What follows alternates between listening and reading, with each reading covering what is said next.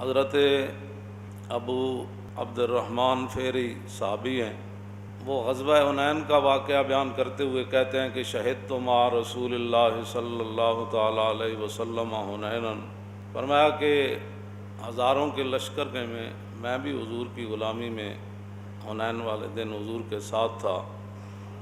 فسرنا فی یوم قائز شدید الحر، فرمایا جس دن ہم رسول اللہ کی غلامی میں چل رہے تھے وہ بڑا گرم دن تھا۔ فی یوم قائز شدید الحر، دن بھی گرم تھا اور نہ پوچھو کہ گرمی کتنی تھی۔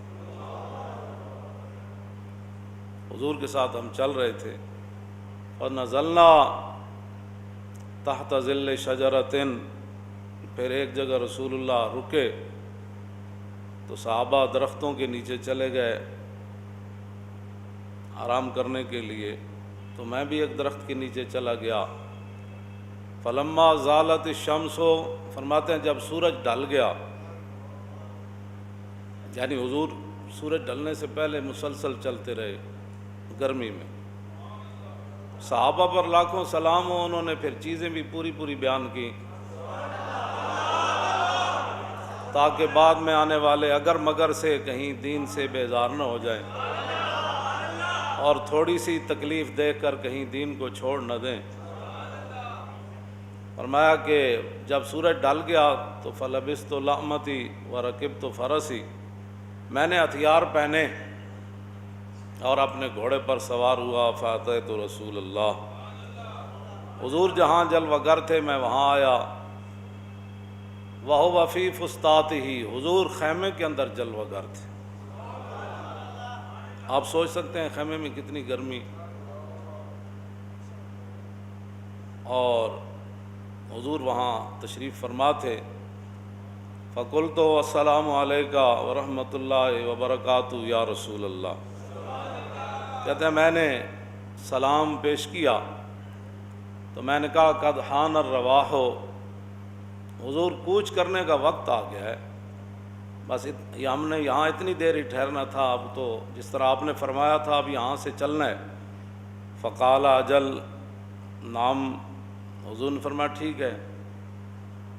اگلی باتیں جو ہے نا وہ بات تو ہر ایک ہی بے حساب ہے اور اس کی کوئی حد نہیں ہے، لیکن کہتے ہیں ثم قال قم یا بلال، میں نے جب عرض کی کہ حضور کوچ کا وقت ہو گیا ہے تو حضور نے فرمایا بلال اٹھیے،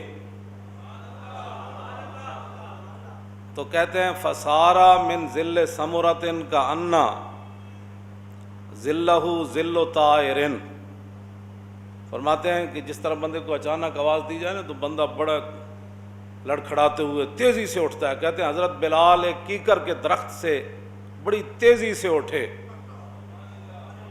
اور اگلی جو بات ہے وہ بڑی عجیب ہے۔ حضرت ابو عبد الرحمن فیری کہتے ہیں کہ میں بتاؤں کہ بلال جس کیکر کے نیچے سوئے ہوئے تھے اس کا سایہ کتنا تھا؟ فرمایا کأن ذلہ ذل طائر، فرمایا جس طرح ایک پرندے کا سایہ ہوتا ہے نا، پرندے کا سایہ کتنا ہوتا ہے، فرمایا اتنا اس کیکر کے درخت کا سایہ تھا، اور بلال تیزی سے اٹھے۔ اور یہاں تو کسی کو روٹی ایک دن نہ ملے یا کہیں دین کے لیے کوئی تھوڑی سی مشکل آ جائے تو کہیں جی یہ کیوں ہے جی، او جی میرے خلاف تو پرچہ ہو گیا، او میرا تو پتر اندر چلا گیا، او جی میں تو مولانا صاحب بچنا ہی کوئی نہیں، سارے کوئی ادھر نسی جا رہا کوئی ادھر نسی جا رہا۔ آگے بات کیا کی حضرت بلال نے؟ تیزی سے اٹھے اور کہا فقالا لبیک وسعدیک وانا فداؤک، اے نہیں کیا حضور مر گئے، آج تک گرمی جو حضور حد ہو گئی، آج تک حضور انج ہو گیا، حضور آج تک جل گیا، جتھے ستا رہا اتھے تو حضور سایہ ہی کوئی نہیں سی۔ اے ویکھو بلال نا تیزی سے اٹھے اور آ کر بارگاہ قدس میں جب کھڑے ہوئے تو کہا لبیک وسعدیک وانا فداؤک، حضور غلام خوشی خوشی حاضر ہے اور قربان ہونے کے لیے حاضر ہے، فرمائیے کیا حکم ہے؟ بس اتنی بات ہے، اس سے بڑی کوئی بات نہیں ہے۔ جو اپنی مسجدیں نہ بچا سکے، صدیوں بعد اور 22 کروڑ اندر داخل ہو گئے. اور میں نے کہا تم نے حضور کے ساتھ سخت گرمی میں چلنا تھا اور اتنے سارے سائے کے نیچے سخت گرمی میں تم نے لیٹنا تھا, اور جب حضور آواز دیں تو چھلانگ لگا کر کھڑے ہو جائیں, حضور میں حاضر. تم نے کرنے تھے ایسے کام جو اپنی مسجدوں کی صفیں نہ بچا سکے, جو اپنی مسجدوں کی صفیں نہ بچا سکے.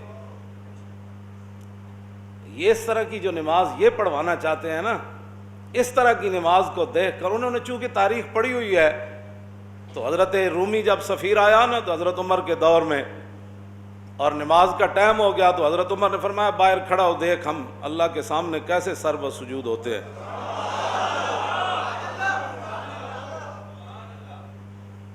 جب حضرت عمر نے تیر کی طرح صفیں سیدھی کی نا ایسے کر کے, تو رومی سفیر یہ منظر دیکھ کر غش کھا کے گر گیا, کہنے لگا عمر تو سانو کسے کام دا نہیں چھوڑیا.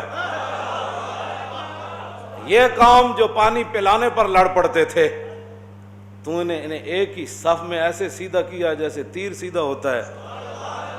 اس صف کو دیکھ کر کافروں کا جو سفیر تھا وہ بھی گر گیا تھا.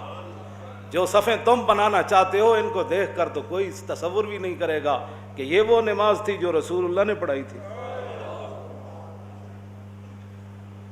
اور پھر جن لوگوں نے دین کی حفاظت کرنی تھی, 40 لاکھ مرید, دین کے بڑے کام ہو رہے تھے, تو میں نے کہا کون سے کام ہو رہے تھے؟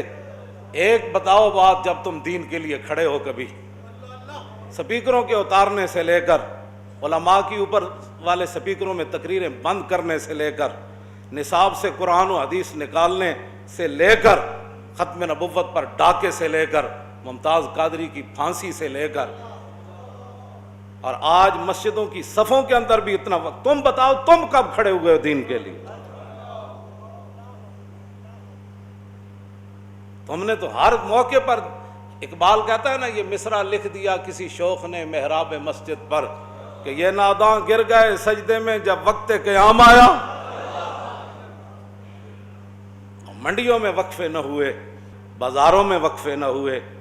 ایک پولیس والا تھانے دار گاڑی میں آتا ہے تھانے سے, پوری نفری بٹھا کر لاتا ہے, وہ 5 فٹ پر نہیں بٹھاتا اپنے ملازم, لیکن وہی جب مسجد میں آ جائیں تو 5 فٹ کا وقفہ ضروری ہو جاتا.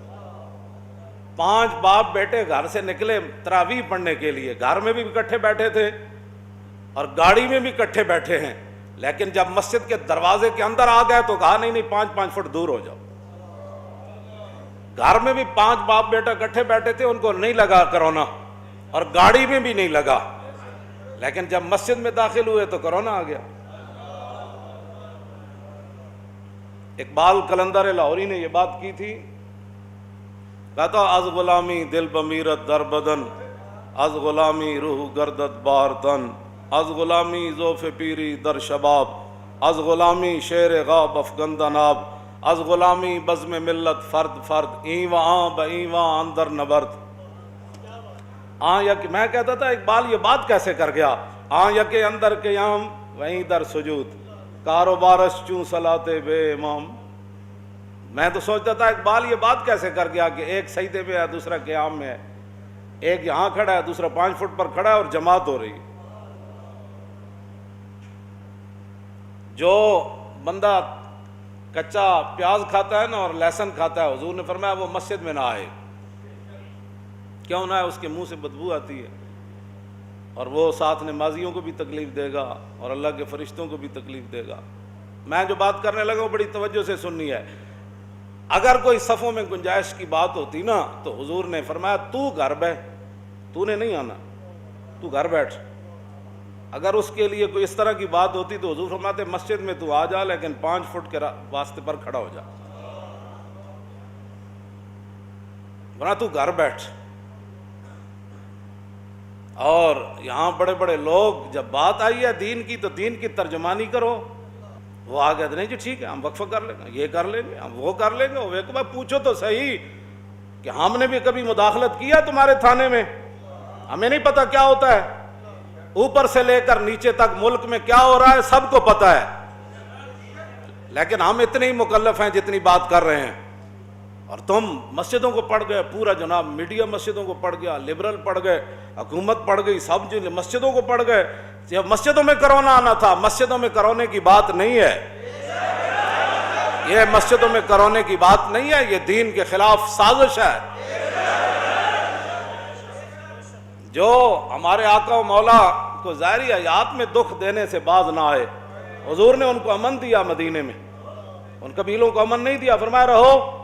لیکن وہ رسول اللہ کے سامنے، خلق عظیم کے مالک کے سامنے، محبوب رحمت للعالمین کے سامنے حضور کے خلاف کون سی سازش تھی جو انہوں نے مدینے میں نہیں کی؟